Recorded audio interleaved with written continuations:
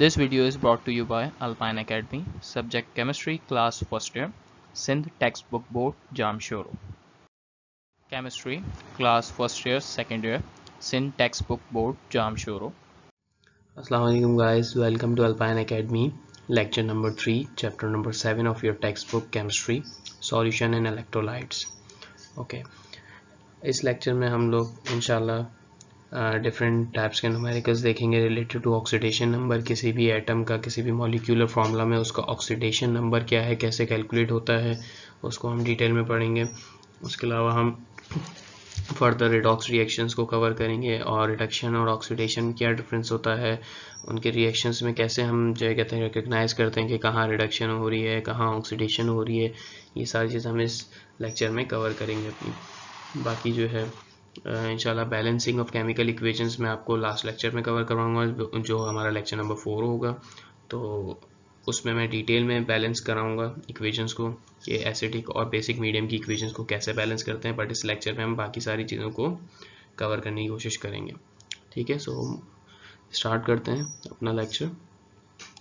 Okay, सो हमने previous lecture में ECS electrochemical series और electrode potential of zinc, copper, ये सारी चीज़ें कैलकुलेट करी थी और उनका इलेक्ट्रोड पोटेंशियल कैलकुलेट किया था with the help of reference electrode potential of hydrogen.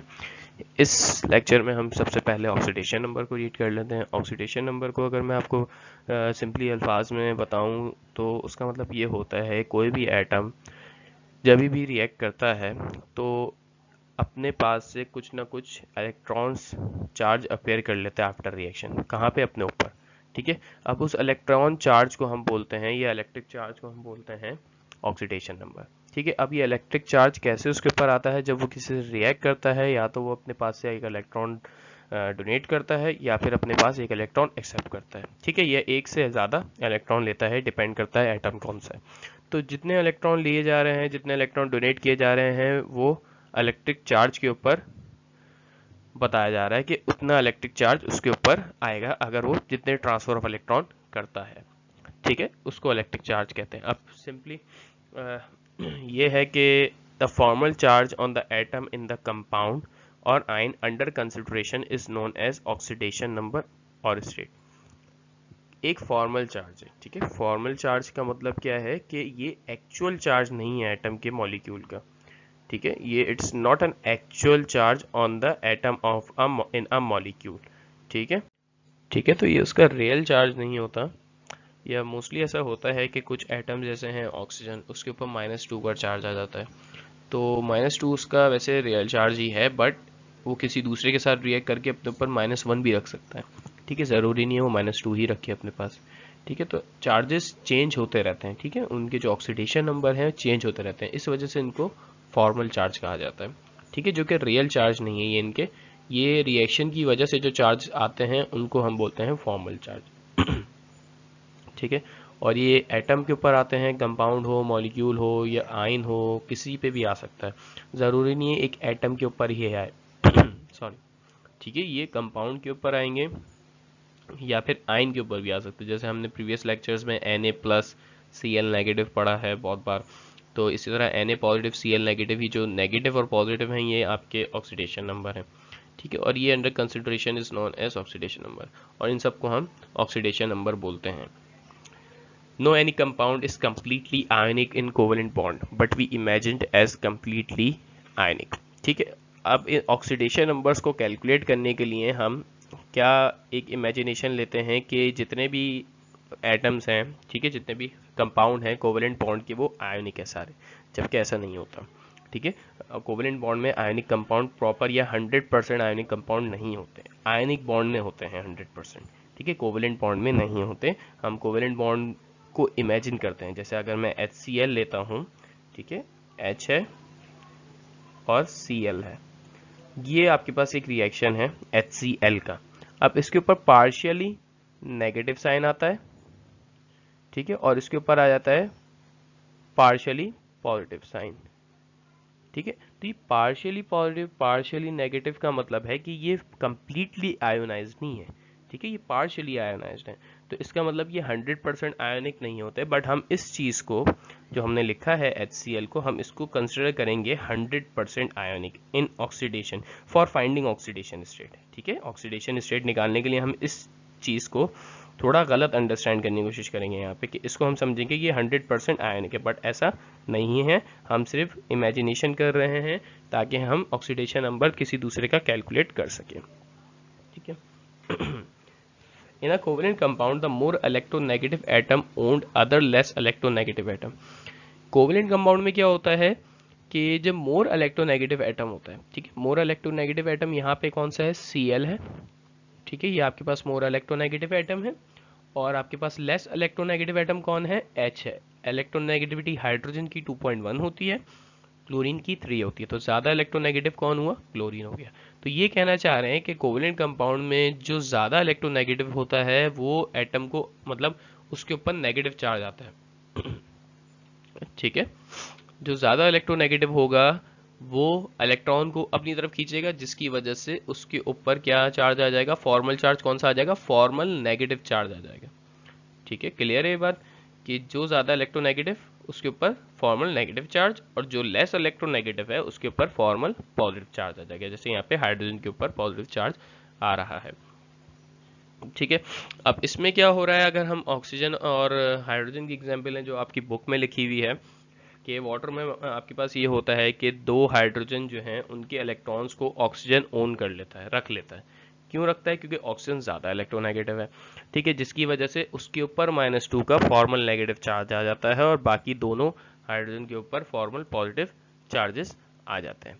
ठीक है, अब ऑक्सीडेशन नंबर कैलकुलेट करने के कुछ रूल्स हैं, वो क्या रूल्स हैं और कुछ कंडीशंस हैं कि किस में से क्या कंडीशन के ऊपर कैसे हम ऑक्सीडेशन नंबर कैलकुलेट कर सकते हैं, तो वो हम आगे देखते हैं। ठीक है, okay, guiding rules of finding oxidation number. ठीक है, ये कुछ रूल्स हैं जिनकी बेसिस पे हम ऑक्सीडेशन नंबर कैलकुलेट कर सकते हैं, किसी भी एटम का, किसी भी मॉलिक्यूल्स का या कंपाउंड का, या फिर एक आयन का।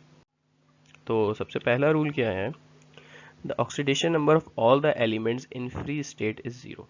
इसका मतलब ये है कि जितने भी एटम्स हैं, ठीक है, या एलिमेंट्स हैं, उनका फ्री स्टेट पे ऑक्सीडेशन नंबर क्या होगा, 0 होगा।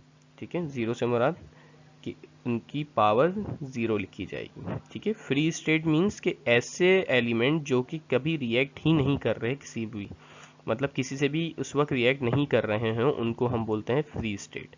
ठीक है, फॉस्फोरस हो गया, नाइट्रोजन हो गया, सोडियम हो गया, ब्रोमीन हो गया, ये सारे फ्री स्टेट में कि इन्होंने किसी से अभी रिएक्ट किया ही नहीं है, तो उस पर उसका चार्ज क्या करेंगे, हम 0 कंसिडर करेंगे। फर्स्ट रूल ये है। Second, in a compound the more electronegative element are assigned negative oxidation number and the less electronegative element are assigned the positive oxidation number। इसका मतलब ये है कि आपके पास जो कंपाउंड है कोई भी, जैसे हमने प्रीवियस एग्जांपल में देखा HCl, उस HCl में क्या हो रहा था, जो ज़्यादा इलेक्ट्रोनेगेटिव था जैसे Cl था, तो उसने अपने ऊपर नेगेटिव साइन असाइन किया था। ठीक है, फॉर्मल नेगेटिव चार्ज असाइन कर लिया था। इसी तरह जो लेस पॉजिटिव था उसने अपने ऊपर पॉजिटिव ऑक्सीडेशन नंबर यानी फॉर्मल पॉजिटिव चार्ज असाइन कर लिया था। ठीक है, और ये लॉजिक हम बहुत पहले ही चैप्टर नंबर 4, चैप्टर नंबर 3 में बहुत डिटेल में पढ़ चुके हैं कि HCl में Cl के ऊपर नेगेटिव चार्ज क्यों आता है और हाइड्रोजन के ऊपर पॉजिटिव चार्ज क्यों आता है। ठीक है, क्योंकि इलेक्ट्रोनेगेटिविटी डिफरेंस होता है दोनों के बीच में। ठीक है, यहाँ पे भी मैं आपको बता देता हूँ, Cl का ज़्यादा इलेक्ट्रोनेगेटिव है और हाइड्रोजन लेस इलेक्ट्रोनेगेटिव है, इस वजह से Cl के ऊपर नेगेटिव साइन आता है और हाइड्रोजन के ऊपर पॉजिटिव साइन आता है। और इसकी क्या और फर्दर एक्सप्लेनेशन है तो आप वो प्रीवियस लेक्चर्स में से भी पढ़ सकेंगे ठीक से।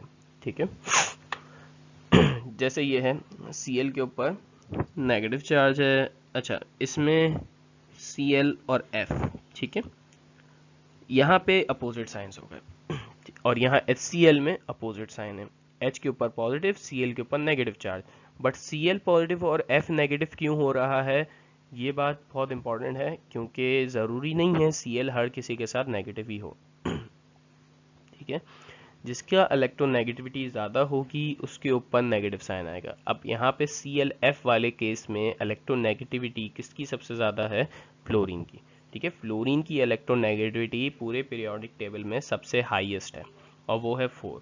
ठीक है, तो फिर 4 जो है कहते हैं जब बड़ी हो गई क्लोरीन की इलेक्ट्रोनेगेटिविटी से, तो इसका मतलब फ्लोरीन के ऊपर नेगेटिव साइन आ जाएगा, और क्लोरीन उससे लेस इलेक्ट्रोनेगेटिव हुआ जिसकी वजह से उसके ऊपर पॉजिटिव साइन आ जाएगा। ठीक है, और यहाँ पे HCl में सिंपल है कि हाइड्रोजन 2.1 है और Cl यानी क्लोरीन 3 होता है, तो इस वजह से Cl के ऊपर नेगेटिव चार्ज और हाइड्रोजन के ऊपर positive charge. Third rule, in a neutral species the sum of oxidation number is 0। अगर आपके पास कोई न्यूट्रल एलिमेंट है, ठीक है, न्यूट्रल कंपाउंड है, न्यूट्रल मॉलिक्यूल है, तो उसका सम ऑफ ऑक्सीडेशन नंबर 0 होगा। ठीक है, वो कैसे? जैसे HBr है, ठीक है, HBr में एक पॉजिटिव एक नेगेटिव यानी +1 -1 कितना रिजल्ट आता है? 0। क्लियर है? तो +1 -1 0 रिजल्ट आता है। इसी तरह सल्फर के ऊपर है +4, ठीक है, और ऑक्सीजन होता है 2 यानी O2 है, और एक ऑक्सीजन होता है -2। ठीक है, हमें ये चार्ज पता है कि ऑक्सीजन 6 ग्रुप का है तो उसके ऊपर रिमेनिंग वैलेंसी -2 की आएगी। ठीक है, इसी तरह सल्फर के ऊपर +4 की आएगी। तो सल्फर +4 हो गया, ऑक्सीजन -2 हो गया। ठीक है, अब आपके पास कितने ऑक्सीजन है? 2 ऑक्सीजन है, तो 2 ऑक्सीजन का मतलब -2 मल्टीप्लाई बाय 2 हो जाएंगे। तो +4 और -4 कितने हो जाते हैं? यानी सल्फर का +4, सल्फर का 4, ये है प्लस का। ठीक है, और प्लस कर देंगे यानी सम करना है ना, सम ऑफ ऑक्सीडेशन नंबर इज 0, और माइनस का ऑक्सीजन के 4। ठीक है, इन दोनों का रिजल्ट कितना आएगा? प्लस माइनस माइनस हो जाएंगे आपस में और रिजल्ट आ जाएगा 0। ठीक है, ये पॉइंट था जो इन्होंने बताया। नेक्स्ट है the oxidation number of oxygen in most of its compound is 2 negative. ठीक है, ऑक्सीडेशन नंबर आपके पास जो ऑक्सीजन का है वो ज्यादातर अपने कंपाउंड्स में क्या है?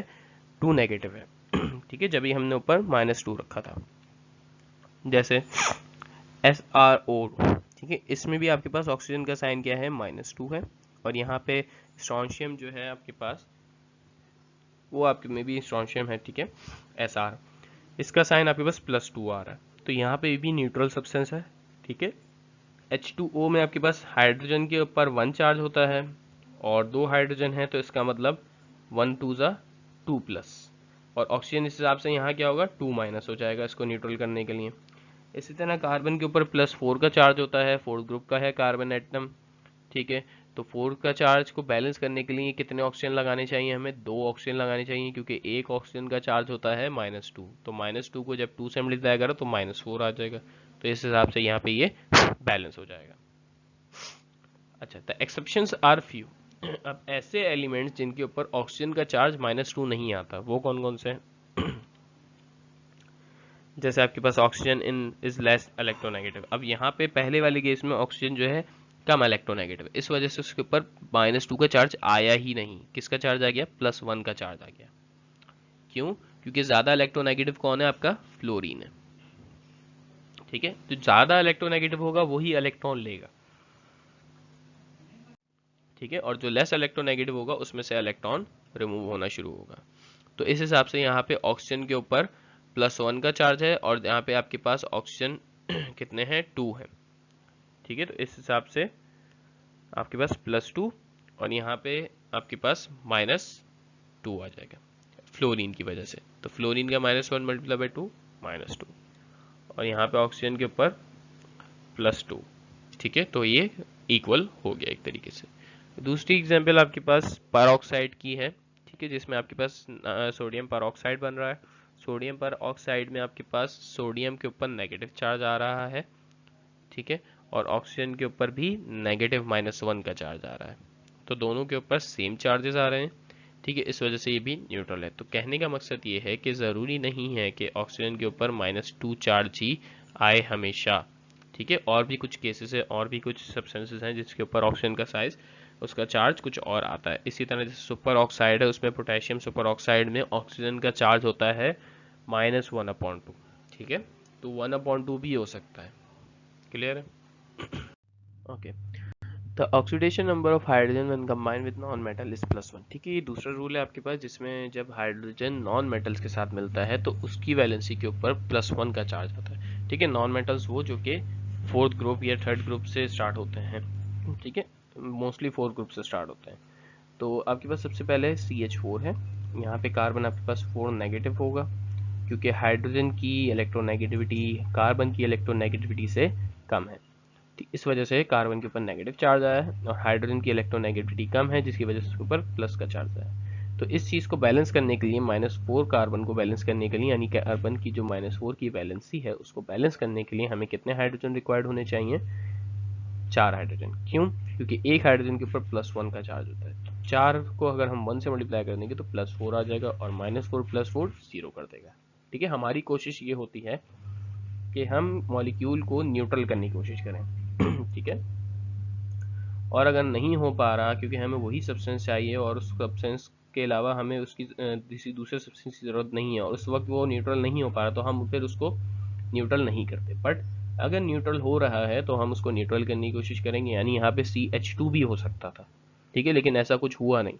CH2 कभी बनता नहीं है, होता नहीं है, कुछ होता नहीं है CH2, ठीक है, बट हुआ नहीं क्योंकि हमने इसको क्या करना है, न्यूट्रल करने की कोशिश करी है। इसी तरह नाइट्रोजन आपके पर नेगेटिव -3 कहलाता है, ठीक है, -3 का चार्ज आएगा। नाइट्रोजन आपके पास 5th ग्रुप का है तो इसके ऊपर -3 का चार्ज आ रहा है। और हाइड्रोजन को बैलेंस करने के लिए कितने चाहिए होंगे?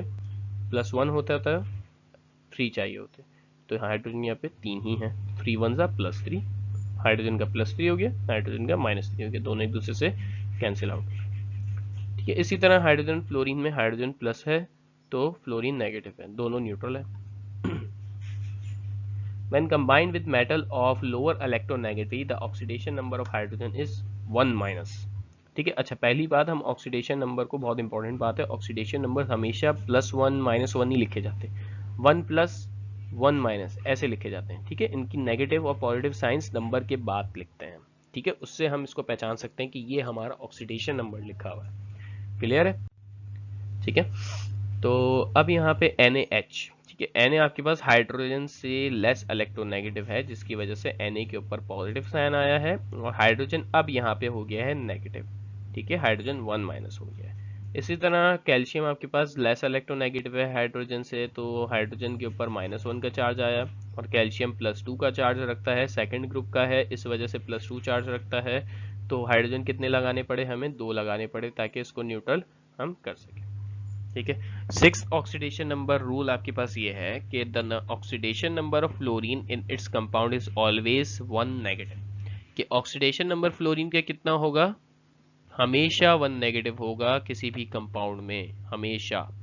ठीक है, जैसे ऑक्सीजन, हाइड्रोजन +1 से -1 हो गया, चेंज हो गया, ऑक्सीजन -2 से -1 हो गया, -1/2 हो गया, तो ये फ्लोरीन में ऐसा कुछ नहीं होता। फ्लोरीन हमेशा -1 ही रहेगा, 1- ही रहेगा, because it is the most electronegative element and cannot form more than 1 bond। ठीक है, इसका मतलब यही कि इलेक्ट्रोनेगेटिव बहुत ज़्यादा है, उसके अलावा ये एक बॉन्ड से ज़्यादा बॉन्ड नहीं बना सकता, क्योंकि उसके आखिरी शेल में सिर्फ एक ही इलेक्ट्रॉन की कमी है, तो वो सिर्फ एक ही बॉन्ड बनाएगा, जिसकी वजह से उसके ऊपर -1 का चार्ज आएगा, 1- का चार्ज आएगा। ठीक है, तो यहाँ पे एग्जाम्पल है, जैसे ऑक्सीजन फ्लोरीन के साथ है OF2, तो यहाँ पे फ्लोरीन आपके पास -1 है और 2 फ्लोरीन लगाए, क्योंकि हम इसको ऑक्सीजन के +2 को बैलेंस कर सकें, इस वजह से F2 लगा दिया। ठीक है, अब यहाँ पे ऑक्सीजन पॉजिटिव में हो जाएगा, क्योंकि वो लेस इलेक्ट्रोनेगेटिव है as compare to fluorine electronegativity, तो इस वजह से फ्लोरीन के ऊपर नेगेटिव साइन आया और ऑक्सीजन के ऊपर पॉजिटिव साइन आया।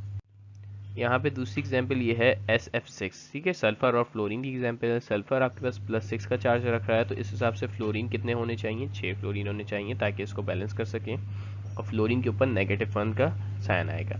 ठीक है, ये क्यों आएगा? क्योंकि हमारा फ्लोरीन ज़्यादा इलेक्ट्रोनेगेटिव है। इसी तरह आपके पास क्लोरीन और फ्लोरीन की एग्जाम्पल है। क्लोरीन यहाँ पे पॉजिटिव हो जाता है, लेकिन मोस्टली हर जगह वो नेगेटिव होता है, तो यहाँ पॉजिटिव क्यों है? क्योंकि ज़्यादा इलेक्ट्रोनेगेटिव फ्लोरीन है, इस वजह से। In polyatomic ions the sum of oxidation number, ठीक है, 7th रूल आपके पास क्या है? In polyatomic ion the sum of oxidation state of all the atom present in them equals the ionic charge. अगर पॉलीएटॉमिक आयंस हैं, ठीक है, 1 से 2 से ज़्यादा सब्सटेंसेस हैं, ठीक है, तो आपके पास क्या होगा कि जो सम होगा वो आयनिक चार्ज बन जाएगा, यानी टोटल सम अगर -0 नहीं बन पा रहा तो वो पूरे मॉलिक्यूल का चार्ज बन जाएगा। ठीक है, वही बात आ गई, हम 0 करने की कोशिश करते हैं, लेकिन यहाँ पे नहीं हो पा रहा। ठीक है, PO4, ठीक है, अब PO4 का पूरे का चार्ज नेगेटिव है, यानी ऑक्सीजन 4 ठीक है, 4 ऑक्सीजन हैं, तो 4 का मतलब ऑक्सीजन की हो गई -8 और P आपके पास कितना आ जाएगा +5। ठीक है, P होता है +5 और -8 आंसर -3 आता है, यानी 3 नेगेटिव चार्ज अभी भी इसके पास पड़ा हुआ है। तो ये इसका आयनिक चार्ज होगा पूरे मॉलिक्यूल का। इसी तरह CO3 में -2 आता है। ठीक है, तो ये सारे जो चार्जेस हैं ये आपके पास मतलब इक्वल्स हैं किसके, आयनिक चार्ज के, दोनों के सम के बराबर के। जैसे हम पॉलीएटॉमिक आयंस का सम लेते हैं, यानी C का आयनिक चार्ज का सम लिया, फिर ऑक्सीजन का आयनिक चार्ज का सम लिया, जो रिमेनिंग बच गया वो टोटल किसके बराबर हो गया, आयनिक चार्ज के ऊपर पूरे मॉलिक्यूल के। ठीक है, अब इसी को देखते हुए हम आगे अपने न्यूमेरिकल्स वगैरह सॉल्व करेंगे। ठीक है, फाइनल आपके पास इसका रूल है, groups 1, 2 and 3 element showed oxidation state of 1+, 2+ and 3+ respectively in their compound. इसका मतलब ये है कि जितने भी ग्रुप्स हैं 1, 2, 3 एलिमेंट, उनके जो एलिमेंट्स हैं वो अपनी ऑक्सीडेशन स्टेट +1, +2 और +3 ही शो करते हैं। ठीक है, तो इसमें आपके पास +1 कौन सा वाला होगा, सोडियम हो सकता है, पोटेशियम हो सकता है, +2 में आपके पास कैल्शियम होगा, मैग्नीशियम होगा। ठीक है, और +3 में एल्यूमिनियम होगा, बोरॉन होगा। तो ये सारे आपके पास +3 का चार्ज शो करते हैं। और अगर हम इसको देखें कि ऑक्सीडेशन नंबर सिंपली एक इमेजिनरी नंबर है। ठीक है, और ये बताता है कि मतलब कि ऑक्सीडेशन हुई है या फिर रिडक्शन हुई है। ठीक है, मतलब इसका मेजर फंक्शन क्या है, मतलब इसकी एप्लीकेशन किस चीज़ में है रिएक्शंस में ऑक्सीडेशन नंबर की, ये बताने के लिए कि इस जगह पे इस मॉलिक्यूल में किसी भी एटम की रिडक्शन हुई है या ऑक्सीडेशन हुई है। ये हम कैसे पता लगा सकते हैं, उसके ऑक्सीडेशन नंबर से।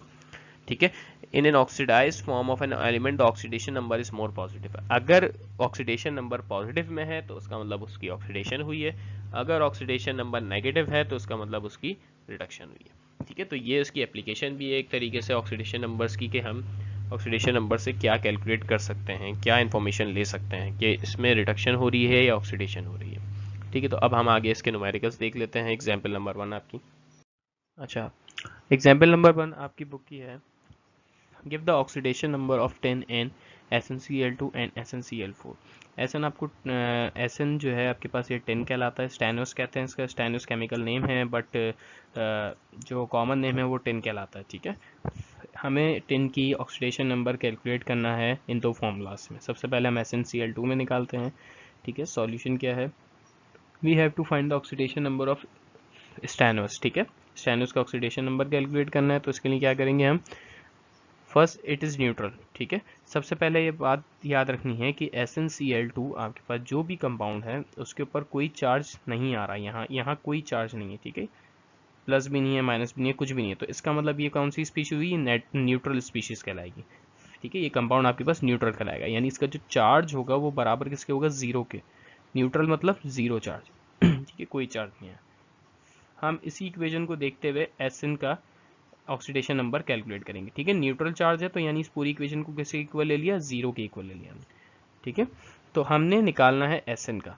ठीक है, तो Sn की जगह क्या रखेंगे, यहाँ इस Sn की जगह x रखेंगे, और चार्जेस आपस में ऐड होते हैं। Sn एक एटम, उसके बाद दूसरा एटम Cl है, तो प्लस लगा दिया बीच में।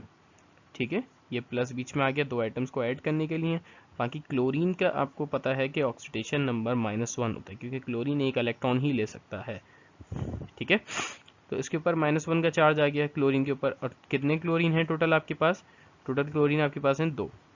ठीक है, ये 2 क्लोरीन है, तो इस वजह से यहाँ पे आपने 2 लगा दिया पीछे 1 के, तो आपके पास इस हिसाब से 2 मल्टीप्लाई बाय -1 होगा, तो 2 मल्टीप्लाई बाय -1 -2 हो जाता है। ठीक है, x - 2 इज इक्वल टू 0, ये आपके पास इक्वेशन आ गई। अब आपने जो ये कहते हैं x की वैल्यू निकालनी है, तो आप ये -2 0 के पास ले जाएंगे। ठीक है, उसके लिए क्या करेंगे, -2 जब इज इक्वल टू के उधर जाएगा तो पॉजिटिव का 2 हो जाएगा, यानी वो 0 से ऐड हो जाएगा। यहाँ x से सब्ट्रैक्ट हो रहा है तो 0 पे उधर जाके वो ऐड हो जाएगा। ठीक है, तो आपके पास x की कितनी वैल्यू आई, +2 का, यानी 2 प्लस लिखते हैं। ठीक है, मैंने पहले भी आपको बात बताई थी कि ऑक्सीडेशन हमेशा ऑक्सीडेशन नंबर हम 2 प्लस करके लिखते हैं। तो यहाँ पे 10 की वैल्यू ऑक्सीडेशन नंबर Sn का कितना निकल के आ रहा है, 2 प्लस निकल के आ रहा है। ठीक है, तो ये तरीका है कि आप इसको कैसे ऑक्सीडेशन नंबर किसी भी एटम का फाइंड कर सकते हैं, और दूसरे का ऑक्सीडेशन नंबर आपको ऑलरेडी पता होता है, जैसे Cl का हमें पता था -1, जिसको हमने रख के फर्दर SN का ऑक्सीडेशन नंबर कैलकुलेट कर लिया। सेकंड क्वेश्चन आपके पास यही है कि find the oxidation number of tin in SnCl4। अब आपके पास सवाल है चेंज, फॉर्मूला चेंज हो गया, ठीक है। इसमें भी यही करना है। Similarly it is neutral species, so इसका मतलब ये न्यूट्रल है तो SnCl4 बराबर हो जाएगा किसके, 0 के बराबर हो जाएगा, ठीक है। अब Sn हमने कैलकुलेट करना है तो Sn की जगह हम क्या रखेंगे, x रख देंगे। SnCl4 आपस में मल्टीप्लाई हो रहे हैं तो लेकिन ऑक्सीडेशन निकालने के लिए हम उसको मल्टीप्लाई को प्लस समझ लेते हैं, ठीक है। यहाँ बीच में प्लस आ जाएगा, दो एटम्स आपस में प्लस हो रहे हैं, उनके ऑक्सीडेशन नंबर, ठीक है। अब Cl आपको पता है -1 होता है और 4 है तो 4 मल्टीप्लाई बाय -1 हो जाएगा और इक्वल्स टू 0। 0 के इक्वल्स क्यों लिया है, क्योंकि ये न्यूट्रल है। जब इसको 0 के इक्वल ले लिया तो आपके पास x - 4 इज इक्वल्स टू 0, ठीक है।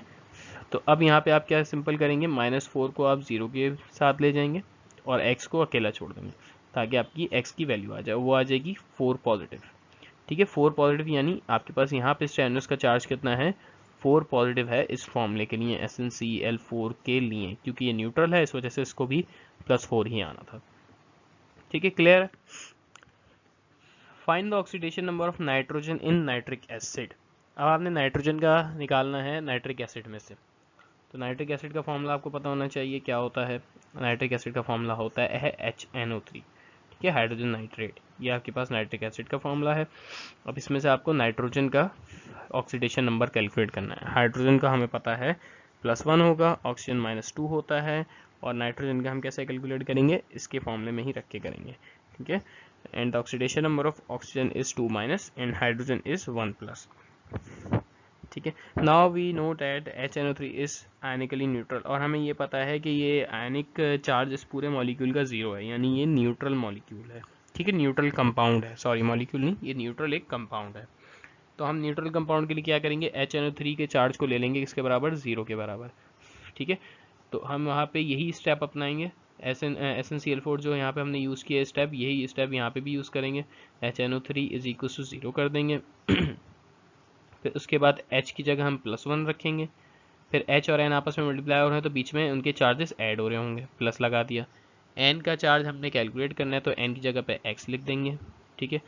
ऑक्सीजन का चार्ज हमें पता है 2- होता है, कितने ऑक्सीजन है, 3 ऑक्सीजन है, तो हम क्या करेंगे 2 × 3 यानी 3 से मल्टीप्लाई कर देंगे और बराबर ले लेंगे 0 की, क्योंकि ये न्यूट्रल है।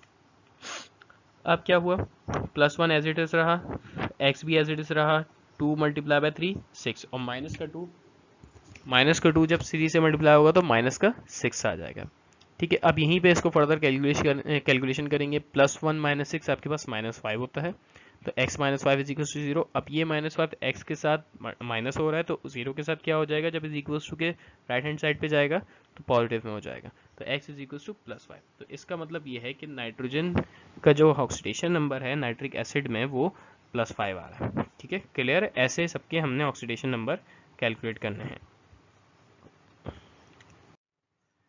एग्जाम्पल नंबर 3 आपके पास क्या है, determine the oxidation number of S in sulphur trioxide, ठीक है।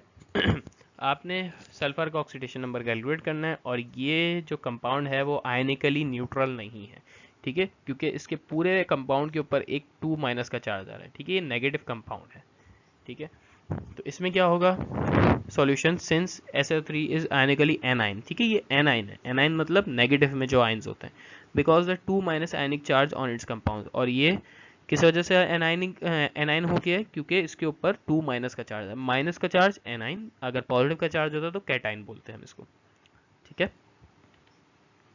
सो SO3 2- इज इक्वल्स टू -2 लेंगे, ठीक है। हम पीछे क्या करते आ रहे थे, हम इसको न्यूट्रल कर रहे थे तो हम 0 के इक्वल ले रहे थे, बट ये न्यूट्रल नहीं है, तो ये न्यूट्रल के बजाय जो नंबर इसका चार्ज होगा वो इक्वल्स टू के बराबर हो जाएगा, ठीक है। जो यहाँ पे नंबर होगा, वहां कोई नंबर नहीं था तो 0 ले रहे थे, यहाँ अब आ गया है 2-, ठीक है। ये सिर्फ ऑक्सीजन का नहीं है 2-, ये पूरे SO3 के ऊपर वाला 2-, ठीक है। पूरे कंपाउंड का जो चार्ज रिमेनिंग आ रहा है, ठीक है, इसका मतलब है कि पूरे कंपाउंड पे जो चार्ज बन रहा है वो 2 नेगेटिव में आ रहा है।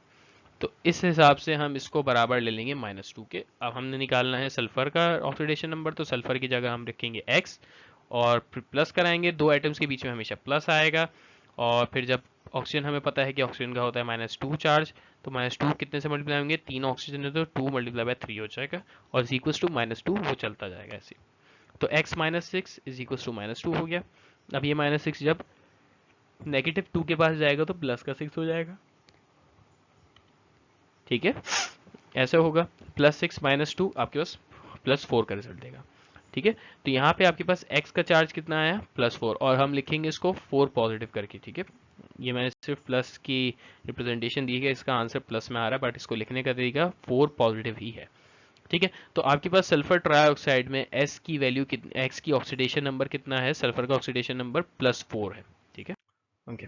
अब आपके पास एक नया टॉपिक स्टार्ट हो रहा है, ऑक्सीडेशन एंड रिडक्शन, ठीक है। ऑक्सीडेशन और रिडक्शन हर रिएक्शन में हो रहा होता है, और ये कैसे हमें पता चलता है कि ऑक्सीडेशन हो रहा है या रिडक्शन हो रहा है। तो सबसे इंपॉर्टेंट डेफिनेशंस ये होती हैं कि अगर आपका कोई भी रिएक्शन होता है और इलेक्ट्रॉन उसमें एटम लूज कर देता है, तो इसका मतलब वो ऑक्सीडेशन कर रहा है, ठीक है। अगर एक रिएक्शन हो रहा है या केमिकल चेंज, ठीक है, वही केमिकल रिएक्शन हो रहा है और कोई भी एटम एक इलेक्ट्रॉन गेन कर लेता है, तो इसका मतलब रिडक्शन होती है, ठीक है। इसी तरह ऑक्सीजन लूज कर जाना, ऑक्सीजन गेन कर लेना ऑक्सीडेशन रिडक्शन में आता है। इसी तरह हाइड्रोजन का गेन होना, हाइड्रोजन का लॉस होना, ये भी ऑक्सीडेशन रिडक्शन की पहचान है। और इसके अलावा ऑक्सीडेशन नंबर अगर बढ़ जाए किसी भी एटम का तो ऑक्सीडेशन हो रही होती है, ऑक्सीडेशन नंबर अगर कम हो जाए तो रिडक्शन हो रही होती है। तो इन सारी पॉइंट्स को हम थोड़ा डिटेल में इसमें देखते हैं। सबसे पहले आपके पास oxidation and reduction in terms of oxygen transfer, ठीक है। अभी हम ऑक्सीजन ट्रांसफर के बारे में बात करें कि ऑक्सीजन ट्रांसफर होने से किसके ऊपर क्या इफेक्ट पड़ेगा। The term oxidation and reduction can be defined in terms of the adding और removing the oxygen to a compound, ठीक है। ऑक्सीडेशन रिडक्शन, एडिंग और रिमूविंग ऑक्सीजन से हम पता लगा सकते हैं कि कहाँ ऐड हो रही है और कहाँ रिमूव हो रही है और उससे क्या इफेक्ट पड़ रहा है रिएक्शन के ऊपर। While this is not the most robust definition as discussed below, it is the easiest to remember, ठीक है। ये कोई बिल्कुल परफेक्ट डेफिनेशन नहीं है ऑक्सीडेशन रिडक्शन की, बट फिर भी इससे आपको आसानी से याद रहेगा कि ऑक्सीडेशन में क्या होता है और रिडक्शन में क्या होता है, ठीक है। जो नॉर्मल इन्होंने यहाँ दो डेफिनेशंस बताएंगी। Oxidation is the gain of oxygen, ठीक है, बहुत ईजी है, डेफिनेशन याद करने में भी आसानी है कि ऑक्सीडेशन वो कहलाती है जब ऑक्सीजन गेन हो रहा होता है, रिडक्शन वो कहलाता है जब ऑक्सीजन मतलब आपके पास से लूज हो रहा हो, ठीक है। जब ऑक्सीजन का लॉस होगा आपके पास से तो रिडक्शन कहलाएगा। इसी तरह for example the extraction of iron from its ore, हमने एक जो ये कहते हैं एक आयरन निकाला है, ठीक है, आयरन की एक्सट्रैक्शन कर रहे हैं ओर में से उसके, ठीक है, जो ज़मीन में से मिलता है उसमें से हम आयरन निकालना चाह रहे हैं। आयरन क्या एफ ई होता है आयरन, ठीक है। अब आयरन ऑलरेडी इम्प्योर होगा जब ओर में से मिला है, ठीक है, तो वो इम्प्योर होगा, प्योर फॉर्म में नहीं होगा, तो उसकी हम रिडक्शन या ऑक्सीडेशन करके उसको प्योर फॉर्म में लेके आएंगे, ठीक है, यानी सिर्फ आयरन हो हमारे पास, कोई इम्प्योरिटी ना हो। तो इसमें क्या हो रहा है कि अभी आपके पास आयरन ऑक्साइड है, फेरस ऑक्साइड है, ठीक है, फेरस ट्राइऑक्साइड, ये इसका कोई नाम होगा फेरस ऑक्साइड, ठीक है, फेरस ट्राइऑक्साइड है बेसिकली, फेरस ट्राइऑक्साइड, ठीक है। तो फेरस ट्राइऑक्साइड में से जब ऑक्सीजन चले जाएंगे, ठीक है, यहाँ क्या लिखा हुआ है, oxidation is the gain of oxygen, reduction is the loss of oxygen. जब फेरस ट्राइऑक्साइड में से ऑक्सीजन चले गए तो इसका मतलब क्या हुआ, रिडक्शन हुई है फेरस ट्राइऑक्साइड की, और ऑक्सीडेशन किसके पास हुई है, कार्बन मोनोऑक्साइड की, और जिसको कार्बन मोनोऑक्साइड से कार्बन डाइऑक्साइड हो गया हो प्रोडक्ट साइड पे। कैसे हो रहा है कि यहाँ पे कार्बन के पास यानी इस वाले कंपाउंड में ऑक्सीजन कितने हैं, 3 ऑक्सीजन है, और यहाँ कितने ऑक्सीजन हो गए, 3 2 6 ऑक्सीजन हो गए। तो जिसने ऑक्सीजन गेन किया है उसकी ऑक्सीडेशन हुई है, जिसने ऑक्सीजन लूज किया है उसकी रिडक्शन हुई है, ठीक है। Because both reduction and oxidation are occurring simultaneously this is known as redox reaction, और जहाँ पे ऑक्सीडेशन और रिडक्शन एक साथ होती है उसको हम रिडॉक्स रिएक्शन को डिनोट करते हैं, उस रिएक्शन को। An oxidizing agent is substance which oxidize something else in the above example. Oxidizing agent क्या होता है, ऑक्सीडाइजिंग एजेंट वो एजेंट होता है जो दूसरे को ऑक्सीडाइज करता है और खुद की रिडक्शन करता है, ठीक है, यानी Fe2O3 यहाँ पे आपका ऑक्सीडाइजिंग एजेंट हुआ, ठीक है। Iron trioxide is the oxidizing agent, कैसे, क्योंकि उस ऑक्सीडाइजिंग एजेंट ने कार्बन मोनोऑक्साइड की ऑक्सीडेशन कर दी, ठीक है। मैं इसको फिर से हाईलाइट कर देता हूँ दूसरे मार्कर से, कार्बन मोनोऑक्साइड की इसने ऑक्सीडेशन कर दी और अपनी क्या कर दी, इसने रिडक्शन कर दी, तो इसका मतलब ये हो गया oxidizing agent. A reducing agent reduces something else in the equation, the carbon monoxide is the reducing agent. और उसके अलावा आपके पास रिड्यूसिंग एजेंट क्या होता है, जो खुद की ऑक्सीडेशन कर देता है और दूसरे की रिडक्शन करता है। ठीक है, यानी कार्बन मोनोऑक्साइड यहाँ पे क्या हुआ, खुद की क्या कर रहा है, ऑक्सीडेशन कर रहा है। ठीक है, बट फेरस ट्राइऑक्साइड की क्या कर रहा है, रिडक्शन कर रहा है। क्लियर है? The carbon monoxide is the reducing agent. Oxidizing agent give oxygen to another substance. अगर हम ऑक्सीजन की बेसिस में बात करें तो इसका मतलब यह है कि ऑक्सीडाइजिंग एजेंट वो है जो ऑक्सीजन दूसरे सब्सटेंस को देता है। ठीक है, तो Fe2O3 आपके पास ऑक्सीडाइजिंग एजेंट है, इसने ऑक्सीजन 3CO यानी कार्बन मोनोऑक्साइड को दे दिया। इसी तरह रिड्यूसिंग एजेंट वो है जो अपने पास से ऑक्सीजन को रिमूव करता है। ठीक है, तो आपके पास सिंपल किसने रिमूव किया है अपने पास से, Fe2O3। यहाँ पे आपके पास कौन सब्सटेंस है रिड्यूसिंग एजेंट, जिसने ऑक्सीजन रिमूव करवाया है। ठीक है, तो आपके पास reducing agent simply carbon monoxide है, जिसने ऑक्सीजन रिमूव करवाया किसमें से, Fe2O3 में। ठीक है, इसका मतलब उसने अपनी क्या कर दी, ऑक्सीडेशन करवा दी और दूसरे की रिडक्शन कर दी। इसी तरह अगर हम ऑक्सीडेशन रिडक्शन को in terms of hydrogen transfer से कंपेयर करें तो यहाँ पे कुछ पुरानी डेफिनेशंस हैं कि which are no longer use. ठीक है, exceptionally occasion in organic chemistry further, ये सब कुछ नहीं है। बहरहाल oxidation reduction with respect to hydrogen transfer, हमारे पास इंपॉर्टेंट टॉपिक यहाँ से स्टार्ट हुआ है। ये पिक्चर्स मैंने नेट से ली हैं ताकि आपको फर्दर मैं डिटेल में समझा सकूँ। आपकी बुक में सिर्फ एक पेज पे ये लिखा हुआ है, बट इसको थोड़ा डिटेल में समझाने के लिए ये बात मतलब ये है कि आपको थोड़ा अच्छा क्लियर होगा, कॉन्सेप्ट अच्छे बनेंगे इस चीज़ में, ऑक्सीडेशन रिडक्शन में, क्योंकि बहुत बेसिक है आपके लिए। MCQs वगैरह में भी अक्सर पूछ लिया जाता है कि रिड्यूसिंग एजेंट कौन सा होगा इस इक्वेशन में, तो आपको क्लियर होना चाहिए कि रिड्यूसिंग एजेंट क्या होता है, ऑक्सीडाइजिंग एजेंट क्या होता है और किन किन चीज़ों से वो अपने आप को ऑक्सीडाइजिंग एजेंट में कन्वर्ट कर लेता है। और ऐसे ऑक्सीजन हो गया, अब हम हाइड्रोजन देख लेते हैं कि oxidation is the loss of hydrogen. ठीक है, ऑक्सीडेशन का मतलब हाइड्रोजन का लॉस होना, रिडक्शन इसका मतलब है गेन ऑफ हाइड्रोजन। तो अगर हम एग्जाम्पल देखें, ठीक है, अच्छा ये ऑक्सीजन की डेफिनेशन से एक दूसरे से अपोजिट है। ऑक्सीडेशन क्या था, गेन ऑफ ऑक्सीजन, और रिडक्शन क्या था, loss of oxygen. But hydrogen में क्या है, ऑक्सीडेशन क्या होता है, लॉस ऑफ हाइड्रोजन, और रिडक्शन क्या होता है, gain of hydrogen. For example ethanol can be oxidize to ethanol, ये आपके पास इथेनॉल है। ठीक है, ये हो रहा है क्या, इथेनॉल में। ठीक है, इसका मतलब क्या है, यहाँ पे oxidation by loss of hydrogen, यहाँ पे आपके पास हाइड्रोजन का लॉस हो रहा है, यहाँ पे 2 हाइड्रोजन हट गए आपके पास से, इथेनॉल इथेनॉल में कन्वर्ट हुआ है। ठीक है, तो यहाँ पे आपके पास कितने हाइड्रोजन थे, 3, 2 और 1, टोटल 6 हाइड्रोजन थे। यहाँ कितने हैं, 3 + 1 4 हाइड्रोजन है। तो यहाँ पे आपके पास हाइड्रोजन का लॉस हुआ, इसका मतलब loss of hydrogen is oxidation. तो यहाँ पे आपके पास क्या हो रही है, ऑक्सीडेशन हो रही है।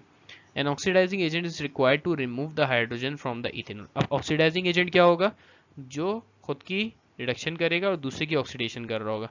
तो इथेनॉल क्या हुआ यहाँ पे, ऑक्सीडाइजिंग एजेंट हो गया, तो अपनी मतलब जो है कहते हैं अपनी रिडक्शन कर रहा है।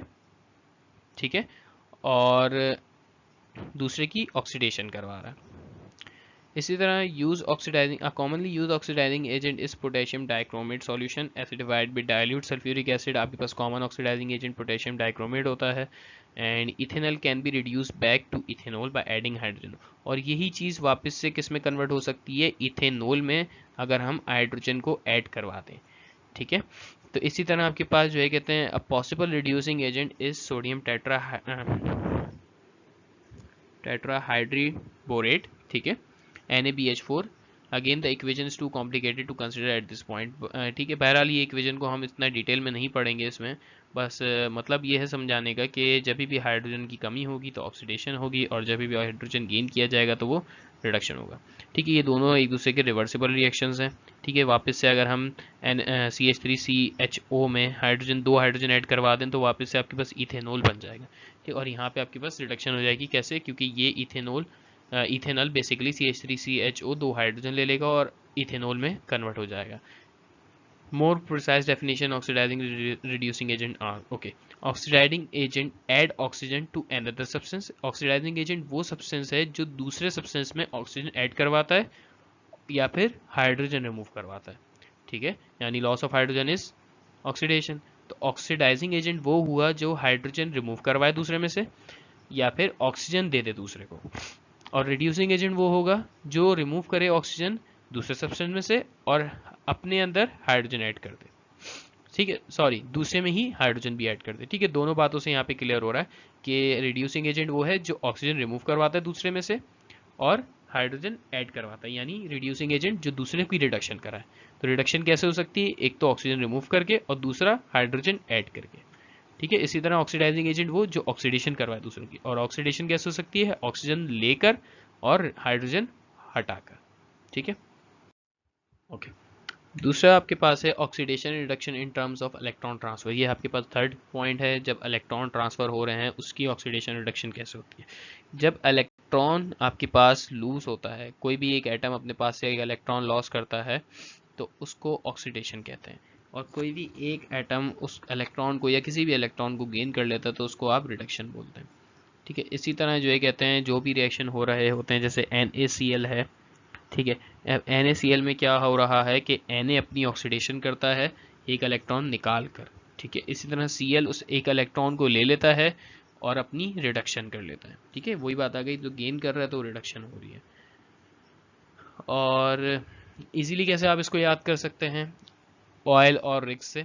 Oil means oxidation is loss, ठीक है, और rig mean reduction is gain, ठीक है। ये इलेक्ट्रॉन के लिए एग्जांपल है कि इलेक्ट्रॉन ऑक्सीडेशन में लॉस होता है और रिडक्शन में क्या होता है, गेन किया जाता है ऑक्सीजन इलेक्ट्रॉन। इसके डिफरेंसेस देख लेते हैं। ऑक्सीडेशन रिडक्शन को अगर की टर्म्स में याद रखना है या बिल्कुल की पॉइंट्स में अपने फिंगर टिप्स पे याद रखना है तो ये कुछ पॉइंट्स हैं। Oxidation loss of electron, reduction gain of electron, ठीक है। Oxidation increase in oxidation number. अच्छा, फोर्थ पॉइंट आपके पास ये भी है कि ऑक्सीडेशन नंबर अगर कोई चीज़ किसी भी एटम का बढ़ाती है तो उसका मतलब उसकी ऑक्सीडेशन हो रही है। इसी तरह कोई भी एक एटम किसी दूसरे का ऑक्सीडेशन नंबर कम करता है तो उसका मतलब उसकी रिडक्शन कर रहा है, ठीक है। रिडक्शन यानी decrease in oxidation number. For a given compound losing hydrogen, कोई भी कंपाउंड अगर हाइड्रोजन लॉस करता है तो वो ऑक्सीडेशन कहलाएगा। इसी तरह कोई भी कंपाउंड अपने पास ऑक्सीजन हाइड्रोजन को ऐड करता है तो वो रिडक्शन कहलाएगा। This reaction releases energy, okay, यानी ऑक्सीडेशन आपके पास ये भी एक इंपॉर्टेंट पॉइंट है कि ऑक्सीडेशन में एनर्जी रिलीज होती है और रिडक्शन रिएक्शन में एनर्जी स्टोर की जाती है, ठीक है। ये भी आपने याद रखना। तो यहाँ पे ऑक्सीडेशन रिडक्शन का टॉपिक क्लियर होता है। उसके बाद हम ओके इंडिकेटर्स क्या हैं आपके पास। The end point of an acid based titration is often detected by means of an indicator. इसका मतलब ये है कि जब आपके पास एसिड बेस्ड टाइट्रेशन जो आप नॉर्मली अपने कॉलेजेस में प्रैक्टिकल करते हैं कि एसिड बेस्ड टाइट्रेशन में क्या होता है कि आपको ये पॉइंट लेके आना होता है कि उसके बाद आपका सॉल्यूशन न्यूट्रल हो जाए, मतलब एसिड और बेस न्यूट्रलाइज हो जाए, आपको ये पॉइंट लेके आना होता है। तो उसके लिए आप कैसे इंडिकेट करते हो कि हमारे पास वो पॉइंट आ गया, उसके लिए आपको इंडिकेटर्स यूज़ होते हैं, ठीक है। इंडिकेटर आपके पास एक एंड पॉइंट लेके आते हैं एसिड बेस में कि आपके पास कितनी बेस लगी 100 या 10 ml ऑफ एसिड को न्यूट्रलाइज करने में, ठीक है। लेट सपोज आपने पिपेट से 10 ml या 50 ml एसिड यूज़ किया H2SO4, उसमें उसको आपने फ्लास्क में पुट करने के बाद जो है आपने कुछ ड्रॉप्स ऑफ इंडिकेटर उसमें ऐड किए, फिर आपने जो है ब्यूरेट से उसमें बेस इन्वॉल्व करवाई, ठीक है, मिक्स कराई। आप कुछ कुछ बेस बार बार जो है कहते हैं आप उसके लॉक से खोल के कुछ कुछ बेस मिक्स करवाते थे और आप ये चेक करते थे एंड पॉइंट कब आएगा, ठीक है। एंड पॉइंट का मतलब वो कलराइज्ड हो जाएगा सॉल्यूशन, ठीक है। एसिड उस बेस को ख़त्म करने की कोशिश करेगा, ठीक है। जैसे ही आप बेस ऐड करते हैं तो एक कलर शो होता है, फिर आप उसको जब मिलाते हैं तो वापस से वो कलर चला जाता है। तो क्या होता है, वो एसिड उस चीज़ को ओवरकम करने की कोशिश करता है और वो वापस से एसिडिक सॉल्यूशन ही रखता है अपना। बट आप बार बार कंटिन्यूसली बेस ऐड करवाते रहते हैं तो एक वक्त आता है कि वो कलर चेंज नहीं होता, यानी वो एक एंड पॉइंट आ गया कि उसके बाद आपका कलर चेंज नहीं हुआ, मतलब वो कलर परमानेंट आ गया उस सॉल्यूशन के अंदर। तो इसका मतलब ये है कि आपके पास एक एंड पॉइंट आ गया, और ये एंड पॉइंट किस वजह से आपको पता चला, ये इंडिकेटर की वजह से पता चला, ठीक है। अगर आप इंडिकेटर नहीं डालते और यही एक्सपेरिमेंट करते तो आपको पता ही नहीं चलता कि कितनी मैंने बेस मिला दी, उसके बाद मुझे तब भी नहीं पता चलेगा कि ये एसिडिक है या बेसिक है, जब तक कि आप इंडिकेटर ना डालें, ठीक है। तो indicators are complex molecules that are themself weak acid and base. तो ये भी एक कॉम्प्लेक्स मॉलिक्यूल्स होते हैं, बहुत सारे मॉलिक्यूल्स का एक मिक्सचर होता है इंडिकेटर, और ये भी जो है कहते हैं एक वीक एसिड्स होते हैं और वीक बेसिस भी होती हैं। तो अगर आपके पास कुछ इंडिकेटर्स हैं, जैसे यूनिवर्सल इंडिकेटर है, इसका फॉर्मूला कुछ होता है आपके बुक में नहीं लिखा हुआ, ठीक है। बहरहाल इतनी डिटेल में इसकी डेप्थ में नहीं जाएंगे हम। यूनिवर्सल इंडिकेटर, आपके पास एक इंडिकेटर का सॉल्यूशन है, और अगर यूनिवर्सल इंडिकेटर आपके पास एसिड में है, ठीक है, तो वो रेड कलर शो करेगा। इसी तरह आप बेस में पुट करेंगे, यानी यूनिवर्सल इंडिकेटर का एक ड्रॉप आपने बेस में डाला तो वो पर्पल शो करेगा। इसी तरह कलर आपके पास न्यूट्रल में कब शो करता है, ग्रीन कलर, ठीक है। नॉर्मल पानी में अगर हम यूनिवर्सल इंडिकेटर का एक ड्रॉप डालें तो ग्रीन कलर शो होगा। इससे हमें क्या पता चलेगा कि ये जिसमें हमने एक ड्रॉप डाला है ये बेसिकली न्यूट्रल सॉल्यूशन है, यानी पानी है ये। इसी तरह आपके पास 3 बीकर में, डिफरेंट बीकर्स में एक जगह एसिड है, एक जगह बेस है, एक जगह पानी है, ठीक है। अब आपने फिनॉल्फेथिलीन लिया है, फिनॉल्फेथिलीन में क्या होगा इंडिकेटर, अगर उसको एसिड में हम पुट करेंगे तो कलरलेस, यानी कोई कलर नहीं शो करेगा, ठीक है। अब उसमें कंफ्यूजन है, एसिड में पुट किया और कलरलेस आया, तो इसका मतलब एक तो एसिड भी हो सकता है और दूसरा आपके पास वाटर भी हो सकता है, क्योंकि फिनॉल्फेथिलीन एसिड में भी कलरलेस होता है और न्यूट्रल यानी वाटर में भी कलरलेस होगा। और अगर उसने पिंक कलर शो किया, इसका मतलब आपने जिसमें डाला है वो बेस है।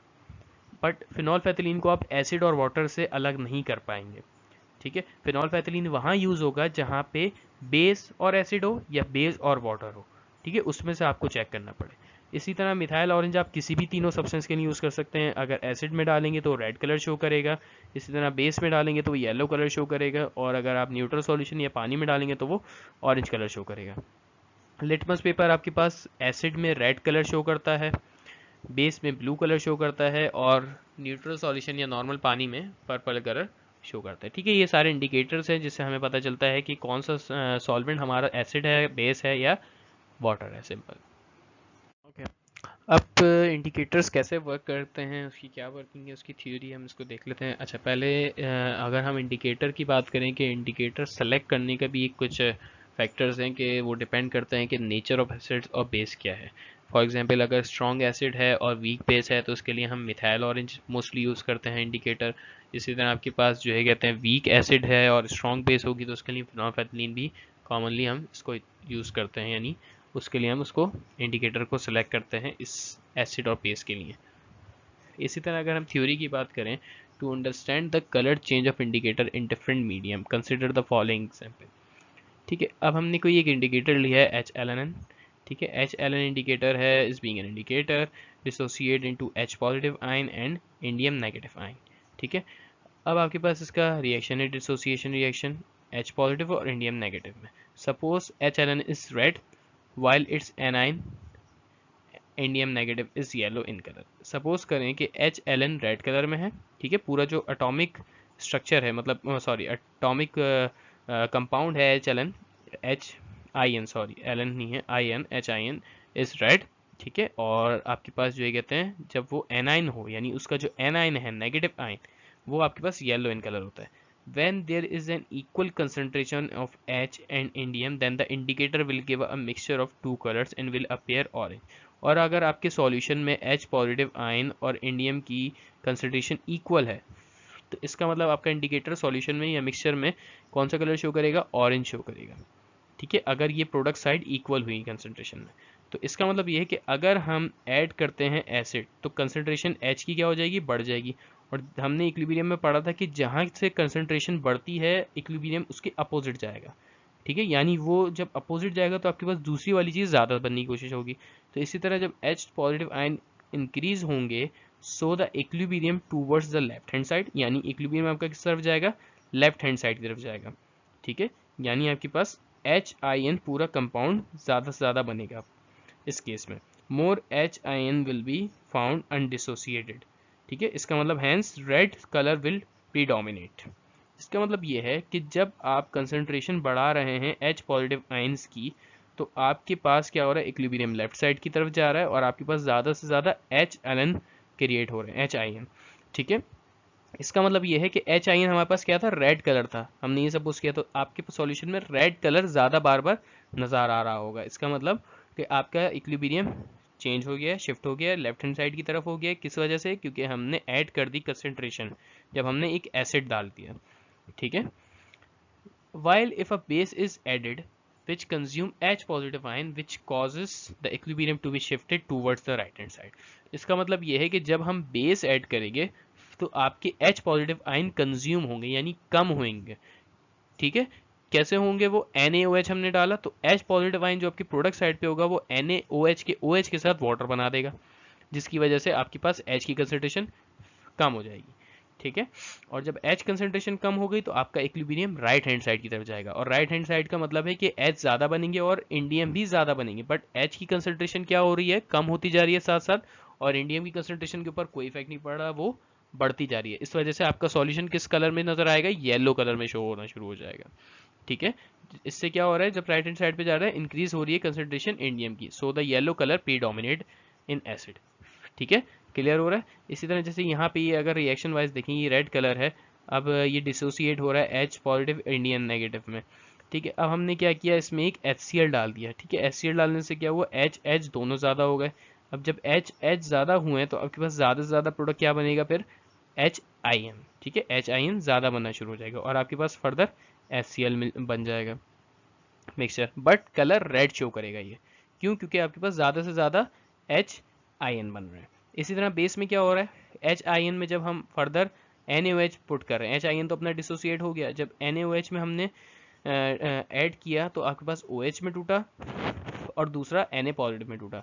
अब ये H और OH मिल जाएंगे, H2O बना देंगे और आपके पास NaLN बन जाएगा। ठीक है, NaIN। अब ये NaIN फर्दर टूटेगा Na पॉजिटिव और आयन में, और इसका मतलब आपके पास ज़्यादा से ज़्यादा कंसंट्रेशन आयन की हो रही है, जिसका मतलब है कि आपके पास सॉल्यूशन येलो कलर शो करेगा जब हम बेस ऐड करेंगे। ठीक है, तो ये सारा यहाँ पे जो थ्योरी है वो डिपेंड करती है इक्विलिब्रियम के ऊपर, और हम जब एसिड डालते हैं तो H पॉजिटिव आयन की कंसंट्रेशन बढ़ जाती है, बेस डालते हैं तो H पॉजिटिव आयन की कंसंट्रेशन कम हो जाती है, क्योंकि वो वाटर से रिएक्ट कर जाते हैं। इसकी वजह से इक्विलिब्रियम इधर उधर मूव करता है और आपके पास डिफरेंट कलर शो होते हैं, और यही इंडिकेटर का फंक्शन है कि वो डिफरेंट कलर को शो करवाता है डिफरेंट सॉल्वेंट्स में।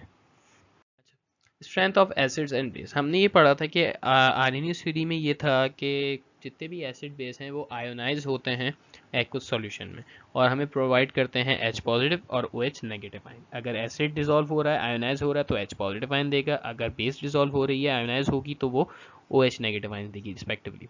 ठीक है, बट कितनी हद तक आपके पास ज़्यादा आयोनाइजेशन होगी ये एसिड्स की पावर के ऊपर डिपेंड करता है। ठीक है, लेट सपोज अगर स्ट्रॉन्ग एसिड है तो ज़्यादा अच्छे से आयनाइज होगा, वीक एसिड है तो कम आयनाइज होगा। तो ये बेसिकली डिपेंड किसके ऊपर कर रहा है? उसकी डिग्री ऑफ डिसोसिएशन के ऊपर। ठीक है, अगर आपकी डिग्री ऑफ डिसोसिएशन ज़्यादा है तो इसका मतलब आपके एसिड की स्ट्रेंथ भी ज़्यादा होगी। ठीक है, मतलब जितनी ज़्यादा पावर वाला एसिड होगा उतनी ही डिग्री ऑफ डिसोसिएशन भी हाई होगी और परसेंटेज डिसोसिएशन भी हाई होगी। ठीक है, अब डिग्री ऑफ डिसोसिएशन क्या है? The degree of dissociation is the ratio of the number of molecules ionized to the number of molecules to the number of dissolve molecule. इसका मतलब ये है, ये आपके पास रेशियो है कि आपने सॉल्यूशन में कोई भी सॉल्ट या एसिड या बेस पुट किया, ठीक है, उसको मिक्स कर लिया। अब उसके बाद हमने उस सॉल्यूशन में ये कैलकुलेट करना है कि आपके पास कितने मॉलिक्यूल्स आयोनाइज हो गए, उसको अगर हम डिवाइड करा दें कितने मॉलिक्यूल अनआयोनाइज्ड रहे यानी डिसॉल्व हुए। ठीक है, यानी जितने आपने मॉलिक्यूल डिसॉल्व करवाए वो, और जितने आयोनाइज हो गए, उन दोनों का जो रेशियो निकलता है वो डिग्री ऑफ डिसोसिएशन है। ठीक है, अल्फा क्या है? Number of molecules dissociated divided by total number of molecule dissolved. ठीक है, यानी जितने मॉलिक्यूल टूट गए, आयंस में कन्वर्ट हो गए, वो डिवाइडेड बाय जितने मॉलिक्यूल्स आपने उसमें ऐड किए थे। ठीक है, यानी कितने उसमें डिसॉल्व हुए थे। तो आपके पास आ जाता है डिग्री ऑफ डिसोसिएशन। अब परसेंटेज डिसोसिएशन कैसे निकलेगा? उस रेशियो को अगर हम 100 से मल्टीप्लाई कर दें तो वो परसेंट में वैल्यू आ जाएगी सिंपली। ठीक है, और यही है कि अगर आपके पास एसिड जितना ज़्यादा स्ट्रांग होगा इलेक्ट्रोलाइट, उतना ही आपके पास डिग्री ऑफ डिसोसिएशन भी बहुत ज़्यादा होगी, और जितना वीक होगा उतनी ही आपकी डिग्री ऑफ डिसोसिएशन कम होगी। ठीक है, अब यहाँ पे जैसे एसिड है, आपके पास स्ट्रॉन्ग एसिड है NaHCl। ठीक है, अब HCl की डिग्री ऑफ डिसोसिएशन कितनी है? 0.9 to 0.95 होगी, बट उसकी परसेंट डिसोसिएशन कितनी है? 90% से 95%। ठीक है, वो मैंने 100 से मल्टीप्लाई करा दिया, तो इसका मतलब इसकी परसेंटेज इतनी ज़्यादा है, यानी ये स्ट्रॉन्ग एसिड है। वीक एसिड कौन सा हुआ? H2S हो गया। ठीक है, और उसकी परसेंट डिसोसिएशन कितनी है? 0.1 है, यानी डिग्री ऑफ डिसोसिएशन कितनी होगी इसकी? 0.01 होगी। ठीक है। इसी तरह HNO3 है वो भी 90 से 95% डिसोसिएट होता है, और H2SO4 है उसकी एक स्टेज पे 60% होता है, दूसरी स्टेजेस पे जो बिल्कुल प्योर होते हैं वो ज़्यादा परसेंट पे डिसोसिएट होते हैं। तो ये डिपेंड करता है, ठीक है। इसका मतलब ये है कि आपके पास H3CO3 जो है, H2CO3 सॉरी, उसकी परसेंटेज डिसोसिएशन 0.17 है, तो ये भी आपके पास वीक एसिड है। तो परसेंट डिसोसिएशन से हम पता लगा रहे हैं कि कौन सा स्ट्रॉन्ग है कौन सा वीक है। जिसकी परसेंटेज ज़्यादा होगी वो स्ट्रॉन्ग होगा, जिसकी परसेंटेज कम होगी वो वीक एसिड होगा। इसी तरह आपके पास स्ट्रॉन्ग बेस है, 90 से 95% इसके मॉलिक्यूल डिसोसिएट हो जाते हैं, बाकी नहीं हो पाते, इसका मतलब ये स्ट्रॉन्ग बेस है, ठीक है। इसी तरह वीक बेस आपके पास अमोनियम हाइड्रोक्साइड है, जिसके मॉलिक्यूल्स 1.4% तक डिसोसिएट होते हैं, बाकी नहीं हो पाते, तो ये वीक है, ठीक है। इसी तरह बेरियम हाइड्रोक्साइड है 77% है, पोटेशियम हाइड्रोक्साइड है 90 से 95% डिसोसिएट होती है, ठीक है। अब आपके पास according to Bronsted Lowry theory an acid is a proton होगा। अब ये कुछ थ्योरीज हैं related to acid base. Bronsted Lowry theory क्या कहती है कि एसिड वो स्पीशी है जो प्रोटॉन डोनेट करती है, एंड बेस वो स्पीशीज है जो प्रोटॉन एक्सेप्ट करती है।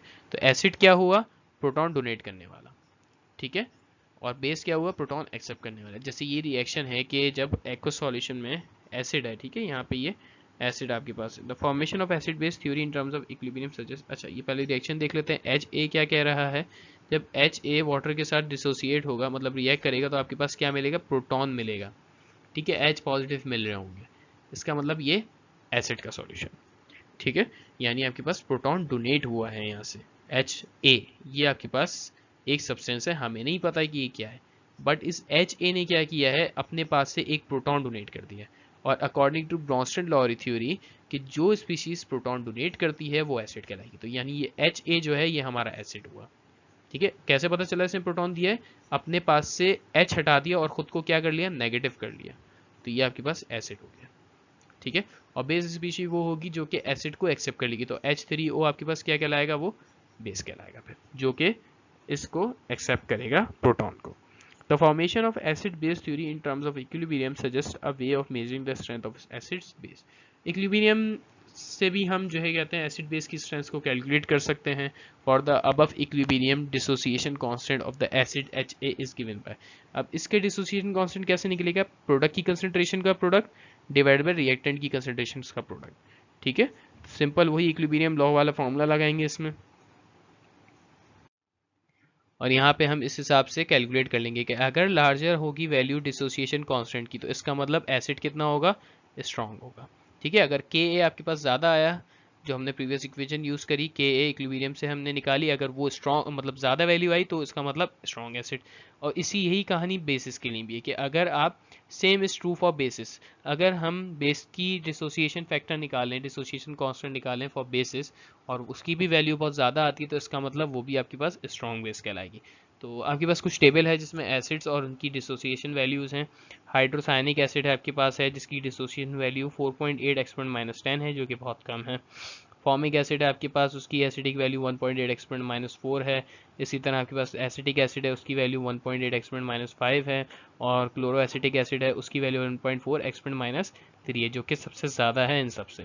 तो इसका मतलब क्लोरो एसिटिक एसिड स्ट्रॉन्गर हुआ सबसे than formic acid, which is turn in stronger than acetic acid. और उसके अलावा वो भी क्या है, स्ट्रॉन्गर है किससे, एसिटिक एसिड से, ठीक है। दोनों सबसे ज़्यादा स्ट्रॉन्ग है क्लोरो एसिटिक एसिड, ठीक है। अब नई चीज़ आ जाती है इन terms of pH, acid with low pH values such as hydrochloric acid, nitric acid and sulphuric acid are strong acid. अब पीएच में अगर हम बात करें, पीएच क्या होता है, पीएच को हम डिटेल में नेक्स्ट लेक्चर में कवर करेंगे, बट हम ये देख लेते हैं कि पीएच एसिड्स की हमेशा कम होती है, ठीक है। पीएच वैल्यू से हम ये पता लगा सकते हैं कि आपका सॉल्यूशन की नेचर क्या है, ये वो एसिडिक है या बेसिक है। अगर आपके पास कोई भी बीकर में एक सॉल्यूशन है, अब उसको हमने ये चेक करना है कि ये सॉल्यूशन भाई नेचर क्या है इसकी, वो एसिड फॉर्म कर मतलब उसकी नेचर एसिडिक में है या बेसिक में, तो हम सिंपल उसकी पीएच भी कैलकुलेट कर सकते हैं। उसके अलावा हम उसमें इंडिकेटर्स भी डाल सकते हैं कि हमें पता चले कि एसिडिक है या बेसिक है। तो आसान तरीका ये है कि पीएच कैलकुलेट कर ली जाए। पीएच कैलकुलेटर से कुछ थर्मामीटर्स होते हैं, पीएच स्केल्स होते हैं जो मेजर करते हैं पीएच को, वैल्यूज़ को। तो इसी तरह एसिड्स जो जितने भी एसिड होते हैं उन सब की पीएच वैल्यू क्या होती है, लो होती है, ठीक है। Similarly basis with high pH value, और जितनी भी बेसिस होती हैं उन सब की वैल्यू कितनी होती है, पीएच की हाई होती है। जैसे पोटेशियम हाइड्रोक्साइड हो गई, KOH हो गई, सोडियम हाइड्रोक्साइड हो गई, NaOH है, तो ये स्ट्रॉन्ग बेसिस है। These substances are strong electrolytes and are nearly completely ionized in aqueous solution। और ये सारे के सारे strong electrolyte हैं। जितनी भी low pH के values के एसिड होंगे वो strong electrolyte यानी strong acids होंगे। इसी तरह जितनी भी high pH की वैल्यू की बेसिस होंगी वो strong bases होंगी यानी strong electrolytes होंगी, और ये पूरी तरह अपने आप को आयनाइज कर देंगी सॉल्यूशन में, अपने आयंस में टूट जाएंगे। Weak acids and bases have pH value nearer to 7। और जो एसिड्स वीक होते हैं, इसी तरह जो बेसिस वीक होती हैं उनकी pH वैल्यू 7 के करीब होती है। ठीक है, they are partially ionize in aqua solution. और जिन एसिड बेस की वैल्यूज 7 के करीब होती है वो 100% आयोनाइज नहीं होते, पार्शियली आयोनाइज होते हैं, यानी वो क्या कहलाएंगे, वीक इलेक्ट्रोलाइट्स कहलाएंगे। इसी तरह एग्जांपल जैसे है एसिटिक एसिड है, एसिटिक एसिड की आयोनाइजेशन बहुत कम होती है क्योंकि वो वीक है। ठीक है, इसी तरह अमोनिया सॉल्यूशन NH4OH, ये भी आपके पास वीक बेस है, इसकी भी आयोनाइजेशन आपके पास कम ही मिलती है क्योंकि इनकी pH 7 के करीब करीब होती है। ठीक है, तो इस लेक्चर में हमने pH से अपने एसिड और बेस की आइडेंटिफिकेशन कवर करी है। उसके अलावा डिफरेंट हमने ऑक्सीडेशन और रिडक्शन को कवर किया है डिटेल में। ठीक है, बाकी फर्दर लेक्चर में हम बैलेंसिंग आयनिक इक्वेशन को देखेंगे और अपने इस चैप्टर को कवर करने की कोशिश करेंगे इंशाल्लाह। Thank you.